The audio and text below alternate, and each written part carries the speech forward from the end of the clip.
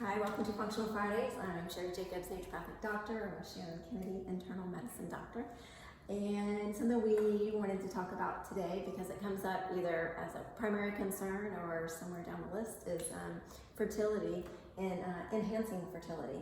And then also we have patients that maybe aren't expecting fertility. So that's another side of the coin.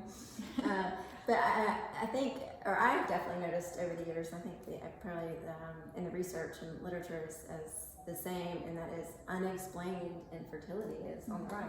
Yes, it absolutely is. I mean, just in our own personal journeys, I think in life, I remember when advanced maternal age was like 32 years old, 40 years old, and then by the time I was getting older, then it became 35, and by the time I was having my last child, they're like, "You're geriatric pregnancy in my 30s," and I was like, "What are you talking about?" But I think it came about from more and more women experiencing difficulties getting pregnant even in their 30s. Mm-hmm. So. Mm-hmm. Absolutely, and I think people get very frustrated with that term, unexplained infertility. I thought you were going to say geriatric pregnancy. You know what it is. Geriatric. Okay, yes, unexplained fertility, also frustrating. Yes, because if you want to know, we want answers to things, and we don't always have answers when it comes to fertility. We used to start off with these big cleanse groups, and we used to, over the years, we would start off the cleanse groups because so many people got pregnant at the end of the cleanse.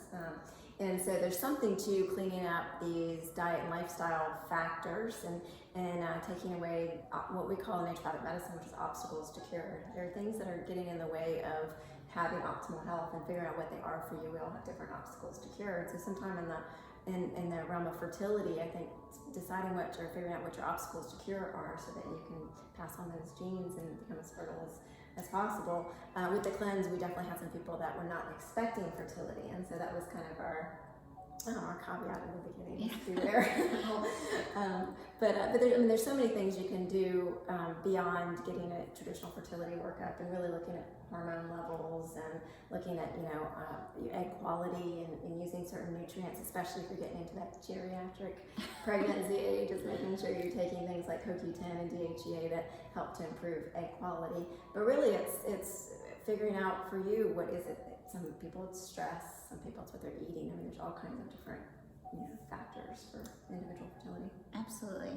Depending on your age, we often recommend looking initially at the absolute things that would cause you to be infertile, like an anatomic, like if your fallopian tube's blocked or something like that, or your partner's sperm count, things like that. But no matter what that causes, you want to do all the other things to promote not just getting pregnant, but also having a healthy pregnancy. And a lot of times that is hormone imbalances. I think because of our environmental exposures and food exposures to estrogens or estrogen-like substances, we're seeing a lot of estrogen dominance or progesterone, low progesterone levels compared to estrogen. And so it's really important to have a really, to use your word, robust progesterone level to get pregnant or to maintain a pregnancy. A lot of times we'll see women experience many miscarriages before their obstetrician will put them on progesterone once they get pregnant to help maintain the pregnancy. Right. And so there are times when we've used low doses of progesterone, not just to help a woman get pregnant, but to balance her out before her menstrual cycle, so there's not so much estrogen dominance, premenstrual tension, heavy periods, cramps. But that can also, help you out if you're having miscarriages, and so that progesterone is really helpful. And then of course, if you get pregnant, then going up to a higher dose to help maintain the pregnancy. So the progesterone estrogen balance is really important. You talk about DHEA for egg quality, which is important, and then nutritional stuff. I mean, I really think that having insulin resistance, high sugar, high carbohydrate diet, and then also gluten intolerance or gluten sensitivity. Those are the main things I see nutritionally, that when you can correct that, you're more likely to get pregnant and have a healthy pregnancy. And I also like to mention that the male is 50% of the equation in the beginning. We put so much emphasis on the female, and especially when it comes to unexplained infertility, it can definitely be, all this nutritional stuff can happen on the male side. That can it's half of it. So don't forget that if you are really taking good care of yourself, you also want to look at your partner and whether they're taking good care of themselves to be part of that equation.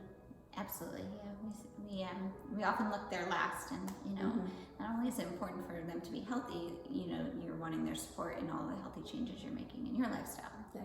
There's nothing worse than one person, for whatever reason, coming in and wanting to make all these changes, and then their partner not being on board. That makes for quite emotional. A Little naggy.